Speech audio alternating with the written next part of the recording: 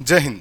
आज के सेशन में आप मेरे साथ सीखेंगे कॉम्बिनेशन कोफिशिएंट क्या होता है, उसकी प्रॉपर्टी क्या क्या है, कैसे आप उसको अप्लाई करते हैं, कहाँ उसका यूज करना है। ये आपको दो चैप्टर में यूज करना है, परमुटेशन एंड कॉम्बिनेशन में, दूसरा बाइनोमियल इसके बिना अधूरी है।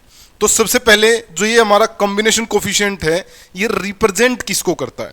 ये रिप्रेजेंट करता है सिलेक्शन को रिप्रेजेंट। मान लिया आपके सामने 10 आदमी खड़े हैं, उसमें से आपको 3 को सिलेक्ट करना है, तो कितने तरीके से सिलेक्ट कर सकते हैं? आप लिखेंगे 10C3 कि 10 में से 3 का सिलेक्शन अगर हमें करना है तो कितने तरीके से सिलेक्ट कर सकते हैं, ऐसे लिखेंगे।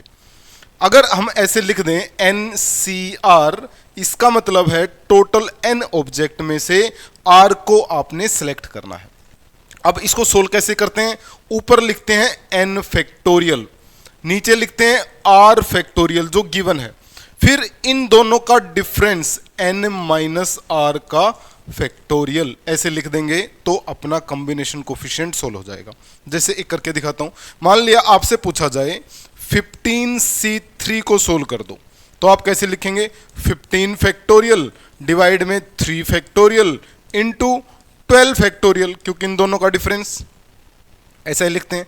थोड़ा सा और सोल्व करते हैं तो क्या लिखोगे? आप लिखोगे सर 15 फैक्टोरियल को लिख लेते हैं 15 इंटू 14 इंटू 13 इंटू 12 फैक्टोरियल, क्योंकि नीचे दे रखा है, डिवाइड में 3 इंटू 2 इंटू 1 इंटू 12 फैक्टोरियल। इससे ये कट जाएगा, इसको हम सोल्व कर देंगे।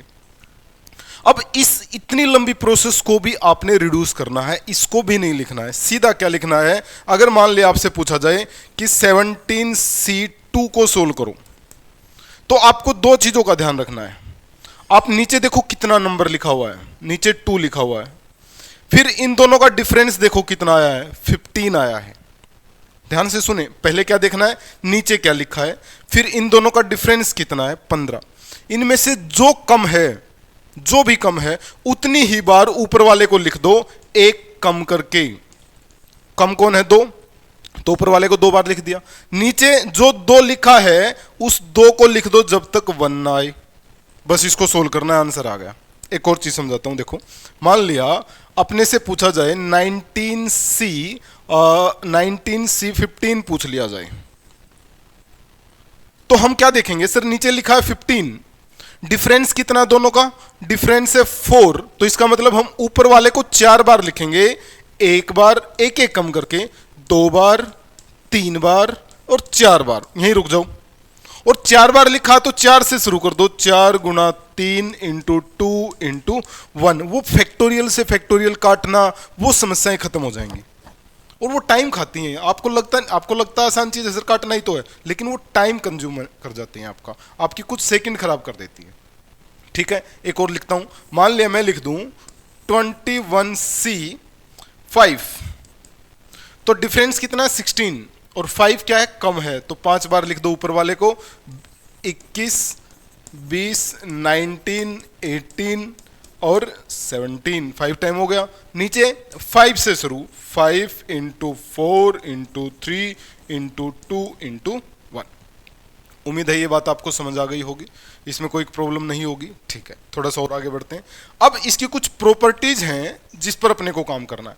प्रॉपर्टी को अगर आप ध्यान से सीख लेंगे ना, फिर क्वेश्चन कतई मुश्किल नहीं है। एक एक प्रॉपर्टी पर काम करते हैं। एक और चीज मैं आपको बता दूं, देखो मैंने कहा 10 में से मैंने 2 को सिलेक्ट कर लिया। ये क्या है?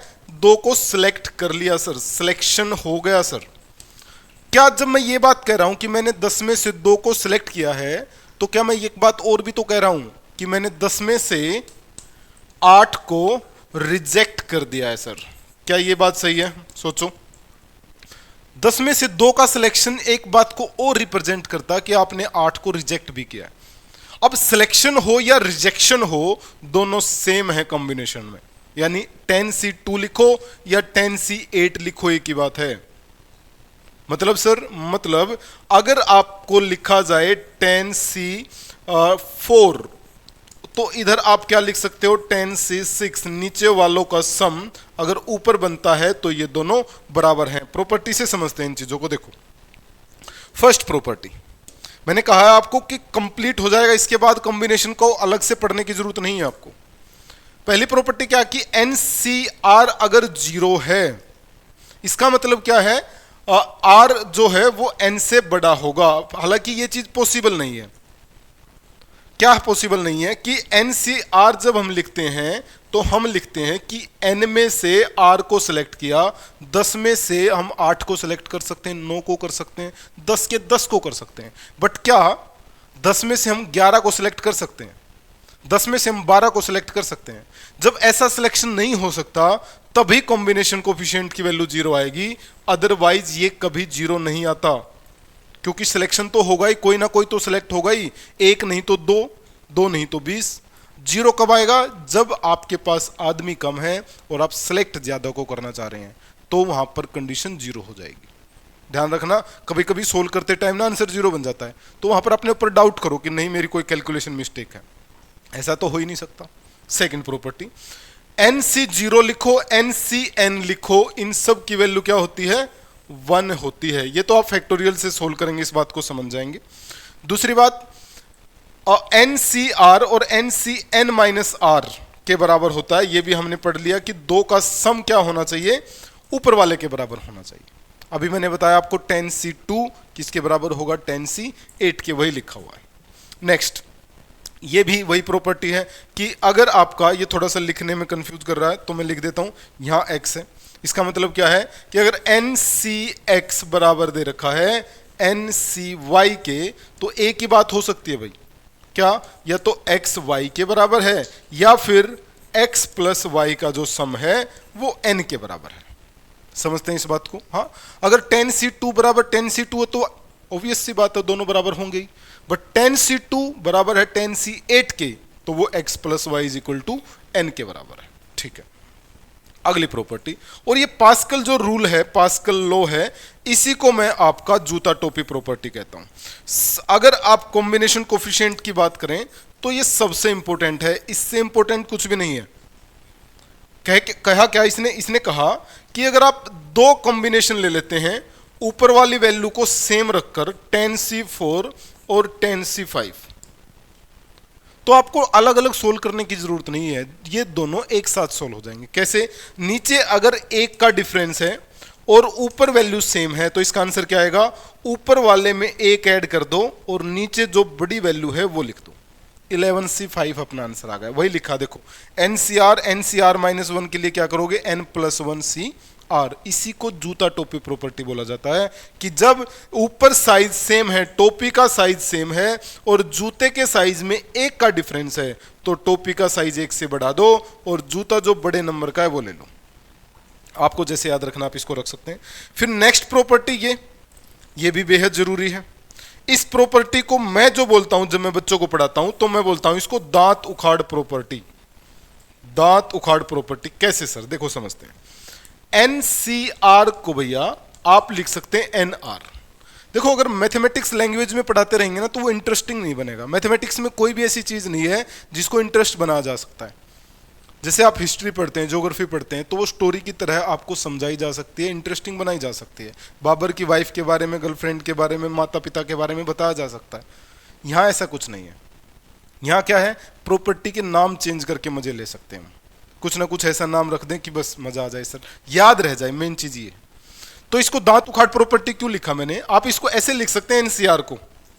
मैं क्या कहता हूं कि आप अगर ऊपर से N को उखाड़ दो, नीचे से R को उखाड़ दो, तो N से क्या निकल गया? एक निकल गया, तो क्या बच गया? N-1। R से भी एक निकल गया, तो क्या बच गया? R-1। आपका मन हुआ नहीं सर एक बार और, ये खेल में तो मजा आने लगा, एक बार और उखाड़ते हैं, तो N/R बाहर, अगली बार क्या आएगा? N-1 अपॉन R-1, दोनों ऊपर नीचे से सेम, बचा क्या? N-2 R-2। यही ये प्रॉपर्टी अपने को बताती है। ये खेल कर कब तक सकते हैं? जब तक आपका मन करे, जब तक क्वेश्चन की रिक्वायरमेंट फुलफिल ना हो जाए तब तक करते रहो। कि करना क्या है? ऊपर वाले को और नीचे वाले को कॉमन ले सकते हो, बचेगा क्या? उसमें से एक एक माइनस करके लिखते रहो जब तक आपको मजा आता रहे, करते रहो। समझ आ गया? क्लियर है ये प्रॉपर्टी? अब क्वेश्चनों की तरफ लेकर चलता हूं आपको। अब कुछ क्वेश्चन करते हैं, इस प्रॉपर्टी पर बाद में आते हैं, पहले इस क्वेश्चन को लगाते हैं। देखिएगा, इसने कहा n निकालना जी। सर क्या कोई प्रॉपर्टी यूज हो रही है? प्रॉपर्टी यूज हो रही है? नहीं सर। तो क्या सोल्व कर दें? कर देते हैं सर। मान लो इसको हम सोल्व करते हैं तो हम क्या लिखेंगे, n+1 का फैक्टोरियल। एक बार आपको बेसिक से समझना जरूरी है। नीचे 3 का फैक्टोरियल, ये लो सर। फिर इन दोनों का डिफरेंस सर, n+1 में से 3 घटाओगे तो n-2 का फैक्टोरियल, ठीक है sir, is equal to 2 time इस c को सोल्व करो, n फैक्टोरियल डिवाइड में 2 फैक्टोरियल इंटू n-2 फैक्टोरियल। समझ आ गया ये बात? अब हम क्या करेंगे, अपने को तो कट करना भाई, सारे फैक्टोरियल हम सोल्व नहीं कर सकते। फैक्टोरियल क्या करता है, एक घटाओगे अगला फैक्टोरियल, एक घटाओगे अगला फैक्टोरियल। तो n+1 को कैसा लिख दें, n+1 इंटू n फैक्टोरियल। इससे क्या होगा सर, ये वाला n फैक्टोरियल कट जाएगा, ठीक है। और इधर भी n-2 आया है और इधर भी n-2 आया है, तो इसको तो काट ही दो, ये लो सर। 3 फैक्टोरियल को क्या लिख दें, 3 इंटू 2 फैक्टोरियल लिख सकते हैं, बिल्कुल। इधर कितना आया, 2 इंटू n फैक्टोरियल डिवाइड में 2 फैक्टोरियल। अब काटते हैं, देखो इससे n फैक्टोरियल से n फैक्टोरियल कट गया, 2 से 2 कट गया, ये 3 इधर जाएगा 6, n+1 इज इक्वल टू 6, तो n की वैल्यू कितनी आ गई, 5। तो आंसर जो बनेगा अपना क्या बन जाएगा, ऑप्शन सी। बेसिक क्वेश्चन, बिल्कुल बेसिक क्वेश्चन। जस्ट आपको सी को सोल्व करना है, फैक्टोरियल को सोल्व करना और आंसर निकाल लेना। अगले क्वेश्चन पर बढ़ते हैं। ये लीजिए एक और क्वेश्चन। थोड़ा सा आप वीडियो को पॉज करके एक बार क्वेश्चन को निकालने की कोशिश कर लेंगे तो मजा आ जाएगा। कोशिश करें, इसका आंसर निकालें, फिर मेरे साथ मैच करेंगे। देखो इसने कहा tan C5 जो है वो A×B इंटू 8C3 है, तो A×B की वैल्यू क्या होगी। बहुत ही बढ़िया, कौन सी प्रॉपर्टी लगाएं सर, tan को 8 में कन्वर्ट कर दिया है, 2 माइनस हुए हैं सर। 5 को 3 में कन्वर्ट कर दिया है, 2 माइनस हुए हैं, तो दांत उखाड़ प्रॉपर्टी लगा दें। दांत उखाड़ प्रॉपर्टी क्या कहती है कि अगर सर हम इसको लिखें तो एक बार हम लिखेंगे 10/5, अगली बार लिखेंगे 9/4, बचा कितना 8 और नीचे कितना 3, तो ये आ गया इसके बराबर। और ये किसके बराबर दे रखा, A×B 8C3। समझ गए, 8C3 के बराबर, तो A×B की वैल्यू ये आ गई। इसको सोल्व कर देते हैं, तो सोल्व करते हैं सर। ये क्या होगा, देखो इससे कटेगा 2 पे, ऐसा ही है ना, हाँ ऐसा ही होना चाहिए बिल्कुल। तो ये इससे कट गया 2, इससे कट गया 2, तो कितना आ गया 9/2 A×B, ऑप्शन ए अपना आंसर आ गया।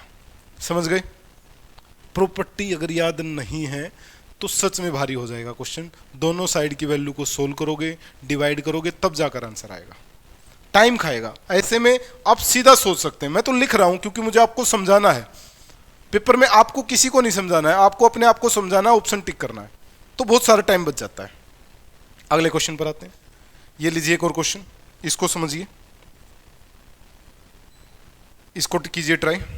देखिए भाई ने कहा आर निकालना है सर, 2 कॉम्बिनेशन कोफिशिएंट बराबर दे रखे हैं सर, और जब 2 कॉम्बिनेशन कोफिशिएंट बराबर दे रखे हैं तो हमें एक ही बात का पता है कि या तो नीचे वाले जो हैं आपस में बराबर हों या उनका सम ऊपर वाले के बराबर हो। बराबर नीचे वाले तो नहीं है, इसका मतलब इन दोनों का सम जो है वो 43 होना चाहिए। हाँ ऐड कर दो, 3R + R कितना 4R, -6 + 1 कितना -5 इज इक्वल टू 43। तो R की वैल्यू कितनी आ गई भैया, 48 डिवाइड बाय 4 यानी 12। तो R जो है अपना वो कितना आ गया, 12 आ गया। ठीक है, अब कुछ अच्छे क्वेश्चनों की तरफ चलते हैं, काफी हुआ मजाक। ये लीजिए अगला क्वेश्चन। अब यहां से वो क्वेश्चन स्टार्ट हो गए हैं जिन क्वेश्चनों की आपको जरूरत है, जो एग्जाम में डायरेक्ट मिलेंगे आपको। 8C15 2 times plus this is equal to this, then find n। देखिए सबसे पहले हम इसको ब्रेक करते हैं। हमने इसको लिखा 18C15। अच्छा क्या मैं इसको ऐसे लिख दूं, अगर आप एग्री करो तो आप इसको ऐसे लिख सकते हो, C नहीं लिखना पड़ेगा बार बार। ओके, ये 2 बार है तो आप भी इसको 2 बार लिख दो, क्योंकि किसी भी 2 बार की प्रॉपर्टी हम नहीं जानते हैं। अच्छा ध्यान रखना, इक्वल डिवाइड में ये मत लगा देना डिवाइड का साइन, नहीं तो वो हो जाएगी इक्वेशन। फिर 17C16 को लिख देते हैं, लिख दो सर। अच्छा 1 का क्या काम, वन को बाद में देख लेंगे सर, पहले इसको समझाते हैं, पहले इसको सोल्व करते हैं। ठीक है, करते हैं भैया, करते हैं, बिल्कुल करते हैं। अच्छा मुझे अब ये बताओ, अगर इन दोनों में मैं जूता टोपी प्रॉपर्टी देखूं तो क्या बन जाएगा? तो बन जाएगा सर, ऊपर एक ऐड हो जाएगा, नीचे बड़े वाला नंबर आ जाएगा। ठीक है, ठीक है, ठीक है। अच्छा यहां कुछ काम होगा? नहीं होगा सर। अच्छा क्या मैं वन को, सोच के बताओ, 17C17 लिख दूं? हाँ। NCN कितना होता है? 1। NC0 कितना होता है? 1 लिख सकते हो। इससे क्या होगा सर, यहां पर अगर दांत उखाड़ सॉरी, अगर हम जूता टोपी प्रॉपर्टी लगाएं तो क्या होगा? ऊपर वाले में एक ऐड होगा, नीचे बड़ा नंबर। समझ रहे हो? हाँ जी सर, हाँ जी, हाँ जी। अब क्या हुआ, अब ये इसके साथ जाएगा और फिर से प्रॉपर्टी लगवा लेगा, क्योंकि ऊपर सेम है, नीचे एक का डिफरेंस, तो कितना बन जाएगा? ऊपर एक ऐड, नीचे बड़े वाला नंबर। समझ गए? ये दो वैल्यू आ गई। नहीं सर दो थोड़ी आई है यहाँ, तो फिर जूता टोपी प्रॉपर्टी लग गई। तो फिर इसने कितना दे दिया? इन दोनों ने मिलकर बना दिया 20C17। समझ गए? और ये किसके बराबर दे रखा है? ये बराबर दे रखा है NC3 के। नीचे 3 है, 3 लिखो या 17 लिखो, एक की तो बात है। कैसे सर? 20 में से 17 को सिलेक्ट कर लिया, तो रिजेक्ट कितनी की है? 3। तो n की वैल्यू क्या आ जाएगी? 20। सोल्व करके भी निकाल सकते हो, लेकिन इसने तो सीधा ही दे दिया ना। इन दोनों का सम कितना बन रहा है? ऊपर वाला बन रहा है, तो इसका मतलब दोनों साइड सेम ही तो होगा। तो n की वैल्यू कितनी आ गई? 20, 20, 20। ऐसे छोटे छोटे स्टेप स्किप करके आप क्वेश्चन का आंसर निकाल सकते हैं। पहला कम क्या किया हमने? C लिखना छोड़ दिया। ये हैबिट अच्छी है, अगर इस हैबिट को आप एक्वायर कर लेते हैं तो काफी टाइम बचेगा, बार बार C नहीं लिखना पड़ेगा। ठीक है, तो आप इसको सीधा ऐसे सोल्व कर सकते हैं, आपको भी क्वेश्चन को सोल्व करने में मजा आएगा। मैं यहां लिख देता हूं कि ये 1 क्यों है, ताकि जब आपको कोई PDF मिले तो आपको दिक्कत ना आए समझने में कुछ। ठीक है, PDF कहाँ मिलेंगी? व्हाट्सएप चैनल पर, वो आप डिस्क्रिप्शन से जा सकते हैं, आपको सारी PDF वहीं मिल जाएंगी। हम अगले क्वेश्चन की तरफ चलते हैं। नेक्स्ट क्वेश्चन, स्टेटमेंट फिर से आपको क्लास को रोकना है और सोल्व करना है। मैं लिख कर दे दूं इसको थोड़ा सा कम, इसमें सबमिशन में आपको दिक्कत आए तो। ये एग्जामिनर का फेवरेट क्वेश्चन है, प्लस सबमिशन ऑफ R1 से शुरू होकर 5 तक जाएगा और लिखा जाएगा 52 माइनस RC3। उम्मीद है आप वीडियो पॉज करके सॉल्यूशन निकाल चुके हैं। मैं इसका सॉल्यूशन निकालता हूं। इसको कैसे लिखेंगे? 147C4 प्लस R को पहले 1 पुट करो, कितना आया भैया? 51C3 आया सर, बहुत बढ़िया। फिर 2 पुट करो, 50C3 आया सर, बहुत ही बढ़िया। फिर 3 पुट करो, एक एक कम करते रहो, 49C3 आया सर, वेल डन। अगर आप ये बातें समझ रहे हैं तो आप काफ़ी नज़दीक हैं आंसर के। 4 पुट किया, 48C3 आया सर, और 5 पुट किया, 47C3 आया। देखो आपके सामने अगर मैं पूरा लिख लिख कर समझाऊंगा तो आप भी पूरा लिख लिख कर उतारेंगे, पूरा लिख लिख के प्रैक्टिस करेंगे। टाइम वेस्टेज है, इसलिए मैं भी कुछ स्टेप को स्किप करता हूं। अब अपना काम, अब अपना खेल शुरू होता है। क्या करें? इसको देखो और इसको देखो। हाँ जी सर, देख लिया। क्या जूता टोपी प्रॉपर्टी लगी? ऊपर सेम, नीचे एक का डिफरेंस, बिल्कुल लगी सर। और जब लगी तो इसने क्या, कितना दिया हमें? इसने दिया ऊपर वाले में 1, नीचे बड़े वैल्यू यानी 4। हाँ जी। अब ये कहां जाएगा? ये इसके पास जाएगा, और ये कितना देगा? ये देगा 49C4। समझ रहे हैं? फिर ये इसके पास, ये कितना देगा? 50C4। उम्मीद है आप बिल्कुल स्टेप टू स्टेप मैच कर रहे होंगे। ये कितना देगा? 50-50 में एक ऐड हो जाएगा, 51C4। लो सर, ये इसके पास गया, कितना दिया? 52C4। और 52C4 का मतलब ऑप्शन C आंसर। ठीक है। अच्छा बच्चा यहां भी थोड़ा सा खेल खेल देता है। क्या करता है? ये देखो, अगर आपको लग रहा है कि पूरे में जूता टोपी प्रॉपर्टी लगेगी, तो आप क्या देखो, ऊपर सबसे बड़ा नंबर कौन सा है? 51 है सर, तो 51 में 1 ऐड कर दो, 52। फिर देखो नीचे सबसे बड़ा नंबर क्या लिखा हुआ है? 4, जो लिखा है वही लिख दो। आंसर आ गया। मतलब इस पूरे को सोल्व करने की बजाय आप यहां से सोल्व कर देते, आप लिख देते 52C4 सीधा आंसर। प्रैक्टिस करते टाइम ऐसे करना, लिखना नहीं है। अगला क्वेश्चन, एक और क्वेश्चन ध्यान से करेंगे, ध्यान से, बड़ा प्यारा क्वेश्चन है। जो प्रॉपर्टी एग्जाम में यूज हो रही है मैं वो सारी प्रॉपर्टी आपको कराने की कोशिश कर रहा हूं। देखिएगा, लिखें इसको, लिखो सर, और लिखते हैं। देखो क्या बनेगा, ये बनेगा NR प्लस, दो बार लिख देते हैं इसको, NR-1, हाँ 2 बार दे रखा तो 2 बार लिख दो, NR-1 प्लस NR-2। सर इन दोनों में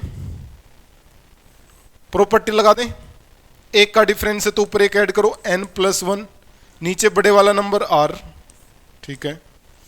इन दोनों में लगा दें, ऊपर एक ऐड करो, नीचे बड़ा नंबर कौन है, R-1, बताओ सही है, सही है। सर अब इन दोनों में लगा दो, ऊपर एक ऐड करो N+2 और नीचे बड़ा नंबर R, तो आंसर आ गया N+2CR, ऑप्शन ए आंसर आ गया। सर यहां से डायरेक्ट सोचना थोड़ा सा मुश्किल है क्योंकि 2 बार अलग अलग आपने प्रॉपर्टी लगाई है। अगर एक ही लाइन में पूरी प्रॉपर्टी लगती जा रही है तो सीधा आंसर आ जाता है। समझ गए? आगे बढ़ते हैं। अगला क्वेश्चन ये लीजिए, एक और क्वेश्चन, एक और क्वेश्चन अपनी क्लास का, इसको समझते हैं। देखिए आपको कोई सॉल्यूशन निकालने की कीजिए कोशिश। इसने कहा NC3 NC4, सर यहां तो प्रॉपर्टी लग जाएगी, लग जाएगी क्या? बिल्कुल लग जाएगी। क्या? N+1 C4 ग्रेटर देन है N+1 C3 से। हाँ अच्छा, ये जो वैल्यू है ना, देखो यहां से डायरेक्ट भी सोच सकते हैं बट मैं एक बार आपको सोल्व करवा देता हूं। ये जो वैल्यू है ये हमेशा पॉजिटिव होती है क्योंकि सिलेक्शन तो पॉजिटिव होगा, नेगेटिव तो हो नहीं सकता। तो पॉजिटिव वैल्यू को इनइक्वालिटी में मल्टीप्लाई डिवाइड कर सकते हैं। ठीक है, कैसे कर रहे हैं हम, पहले इसको सोल्व करते हैं। ये क्या देगा, N+1 का फैक्टोरियल डिवाइड में 4 फैक्टोरियल इनटू इसका डिफरेंस N-3 का फैक्टोरियल। समझ गए होंगे आप। इधर लिखते हैं N+1 का फैक्टोरियल, लो सर लिख देते हैं, डिवाइड में 3 फैक्टोरियल इनटू N-2 फैक्टोरियल। कैसा लिख सकते हैं? बिल्कुल लिख सकते हैं। अच्छा, आप डायरेक्ट काट सकते हैं क्योंकि पॉजिटिव वैल्यू है दोनों साइड से, तो इससे इसको काट दो, या डिवाइड में लाकर भी काट सकते हो, वैसे भी काट दो, कोई दिक्कत नहीं है। ये इससे कट जाएगा, कितना देगा, 4 देगा। ये इससे कट जाएगा, कितना देगा, N-2 देगा। समझ रहे हैं इस बात को? हाँ जी सर। इधर कितना बचा, N-2, उधर मल्टीप्लाई कर दें तो ये आ गया N-2 पर, नीचे कितना, नीचे बचा है सर 4, बाकी कुछ नहीं है सर। तो n कितना आ गया, n is greater than 6, n is greater than 6 अपना आंसर बन जाएगा। क्लियर है? समझ आ गया? कुछ प्रॉपर्टी और मैं आपको दिखाकर वाइंड अप करते हैं क्लास को। ये लीजिए, इफ n इज इवन, अगर n इवन है तो NCR जो आपने बाइनोमियल में पढ़ा, ग्रेटेस्ट कब होगा, जब Rn/2 होगा। बाइनोमियल के अंदर आप पढ़ते हैं इस बात को, हाईएस्ट टर्म कोफिशिएंट निकालने के लिए। और ओड होगा तो ये होगा, ये आप जानते हैं इन बातों को, नहीं जानते हैं तो जरूर लिख लेंगे। ये सारी बाइनोमियल के अंदर यूज की गई प्रॉपर्टी है। NC0 से NCN अगर आप ऐड करेंगे तो ये NCN है, तो 2 की पावर n आएगा। इसमें क्या है, इवन और ओड दोनों हैं, तो बस अगर आप इवन को ऐड करेंगे या ओड को ऐड करेंगे तो वो क्या हो जाएगा, 2n/2, उसका आधा हो जाएगा। ठीक है, तो ये प्रॉपर्टी भी आप याद रखेंगे। कहीं भी कोई डाउट है, कोई आपका क्वेश्चन है तो आप मुझसे बात कर सकते हैं, नंबर भी आपके पास है, कमेंट करके पूछ सकते हैं, क्वेश्चन भेज के पूछ सकते हैं। आज के सेशन में इतना ही करते हैं, मिलते हैं नेक्स्ट सेशन में। जय हिंद।